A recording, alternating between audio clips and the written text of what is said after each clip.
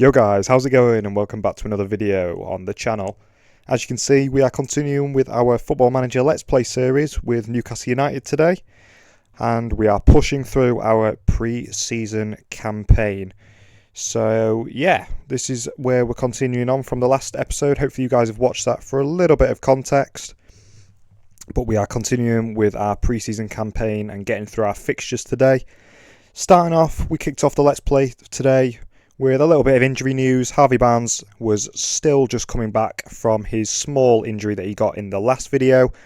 And after we sorted that out, we jumped straight into a little bit of loan action with our captain Jamal Lascelles potentially looking at a move away on loan from the club. So we got an offer in from Atletico Pamplona, but unfortunately we had to reject this. The logic behind this was that, obviously with him being the team captain, I didn't want to upset too much in the hierarchy, and I don't think a loan move would be beneficial at his point in the career. I think he would have been a lot better off with a permanent transfer, so that is what we're going to hold out for. So we sorted that out, and as you could just see very briefly there, we have Reading in our next pre-season game on the horizon. But we had another loan thing to sort out, which was William Asula this time. Now, William Asula is one of our main sort of strikers. He's probably third choice behind Visser and Voltemada. We had a little look at the clubs that were interested. There's a lot of loan interest for him. Now, at 21 years old, and he's got some good potential. It might have been beneficial for him to go out on loan.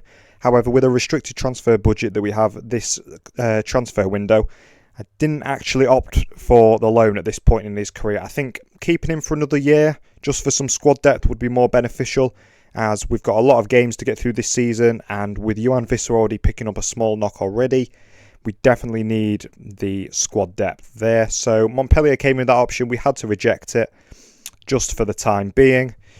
And Alex Murphy, who we sent out on loan in the last video to Bromley, also had picked up quite a nasty injury. So we was just looking at how we're going to manage his hip injury, whether we was going to send him off to a physio or whether we was going to pay to get him done at a specialist. Eventually we did opt for the specialist option, as it says there is a small chance that this injury could be fixed for good. Now that's what we want. Obviously Alex is still young, so if he goes out on loan in future, or if he's getting some game time at the club, we want his value to stay as high as possible, so we want that injury to not be a reoccurring issue. But it was time to jump into our next pre-season game. We've got Reading this time. So this was the team that we were setting out with. A 4-3-3 with Will Asula leading the line, Anthony Gordon and Murphy flanking on the wide side. We've got Ramsey dropping back into midfield. Now, last time we did play him in the attacking midfield role, but to fit in with the 4-3-3, I've brought him back into a support role. So that's what we was rolling with into our game against Reading. And as you can see, we got off to a fantastic start. Jacob Murphy bursting down the right flank. He drills it in low, and Will Asula with one of the most easiest tap-ins of his life. And yeah, unfortunately that game we did draw 1-1. Reading did get back into the game, but I was very pleased with Will Asula to get on the score sheet. So that wasn't too bad for pre-season. Got some more minutes in the squad. And we had our third loan deal of the day to deal with. This time it was Emil Kraft. However, at this point in his career, like with Lascelles, I thought it might have been a bit better shooting our shot at moving Kraft on permanently, as he's not going to get much game time and he's been transfer listed for a while.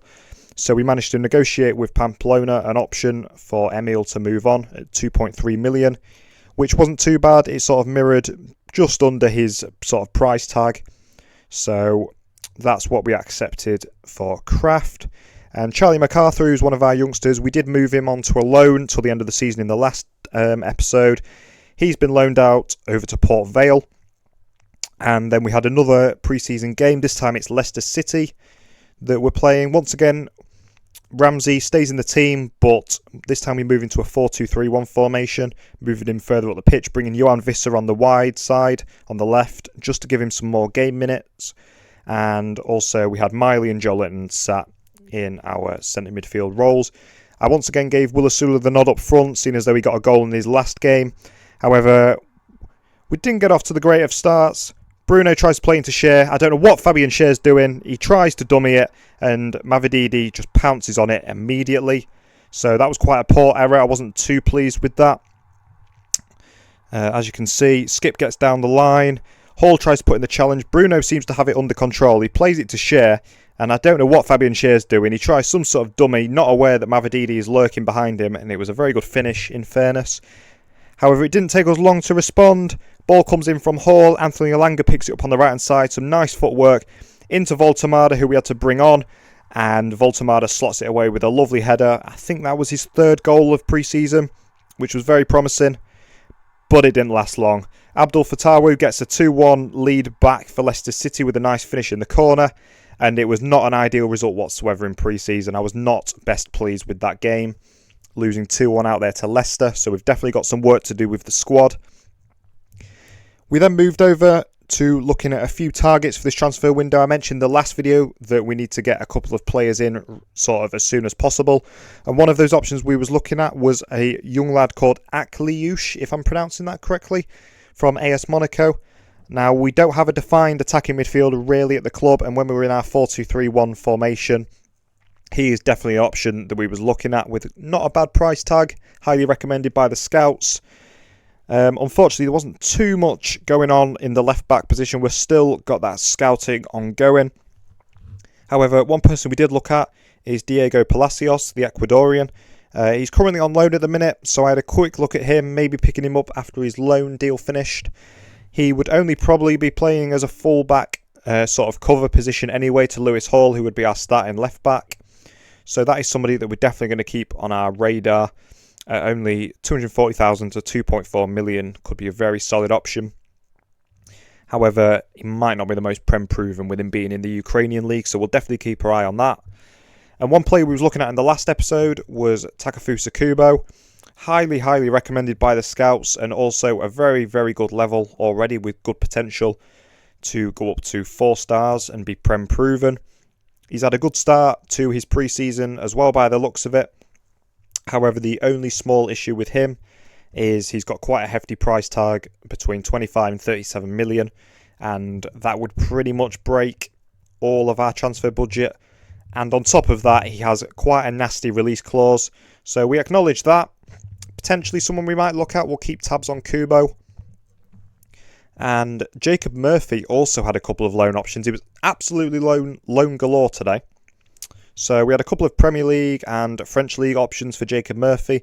He's another player at this stage in his career. I think a loan wouldn't be the best, but at 9 million, I can't see too many people paying for him outright. And as you can see, with this loan option potentially to West Ham, they have also said that they have the possibility of it becoming a permanent deal, which was quite an enticing offer, with them willing to pay some instalments towards his transfer fee once he's played so many games. So we had a quick look through Murphy's contract negotiations there, with not too bad monthly fees, and as you can see as well, 2 monthly instalments and a potential future fee if he plays so many games. So in total, it was about 9.75 million if all clauses were met, which was quite a good deal in my opinion. We tried to negotiate a little bit on the instalments, try and squeeze a little bit more money out of West Ham, bumping up his future fee and moving it down to 15 games. West Ham were pretty happy with this. They accepted that, so we was like, yep, that's all good, happy days. We also had a look at the offer from Rennes as well, which once again we tried to push up a little bit to match the offer from West Ham. Once again, Rennes were offering a healthy transfer fee once all clauses were met, and I tried to squeeze it up just a little bit to add a bit of competition for the signing of Murphy. However, Rennes were being a little bit more stubborn than West Ham were, so we tried to do a little bit of moving around, suggesting some new terms, and eventually Rennes just weren't budging. So we just accepted that offer and gave the option up to Murphy to choose where he wants to go. Unfortunately, Anthony Elanga picked up a small knock as well, which shouldn't be too bad. For us, only 1 to 3 days, but we can't seem to get a break with injuries at the minute, which isn't ideal. And moving back to our transfer dealings, Valentin Carboni was one player that we looked at. Once again, I'm sort of looking towards that attacking midfield role that we kind of need at the club. So he was definitely one player that we was looking at. He's young, he's got good potential, and the scouts highly recommend him. He's also got some very, very good stats for his age. 15 first touch, 15 passing, 16 technique. Really stands out to me for someone in his position and at his age. We then have a look at a few of our other options as well. One other one that stood out to me as well is 19-year-old Tyreek George. Now, he's probably had a little bit of game time with Chelsea, but he's only 19 years old, so yeah, he's not going to have played too many games. But once again, he's promising, he's young, he's got very, very high recommendations off the scouts, and potential to be a very top quality Premier League player in the future. So he is somebody that we will look at alongside Carboni, as I definitely want to get a young attacking midfielder in throughout this transfer window. We just need to be very careful with our budget, as the board have not blessed us with a lot of money. So he is definitely somebody that we're going to take interest in as well. He can also play out on the right hand side, which is quite ideal. So after sticking in a cheeky little inquiry about Tyreek George, we have a quick little look at any other information about him. He does have a small injury at the minute, however it's very minor and he's on the rehab anyway, so I don't think that's going to be too much of an issue if we were to pick this youngster up in the future. And we stick him on the shortlist as well, just so we've got him readily available if we want to slap an offer in. And then another loan deal, who would have thought it, comes in. This time it's Harrison Ashby. Now, he's 23 years old already, so I just immediately accepted the loan offers because he is seriously down the pecking order and he needs some game time, and he's most likely not going to get it at the club. So we'll see where he wants to go with that. Probably in future episodes we'll get some news on his progression. However, Emil Kraft unfortunately decides, you know what, I'm just going to reject my offer from Pamplona for a loan. So he's not going anywhere at the minute, which isn't ideal. So he's another one we're going to have to come back to try and move on, because we seriously need to free up some spaces in our squad for any new signings that we bring in. So that is where we're up to with our loan players at the minute.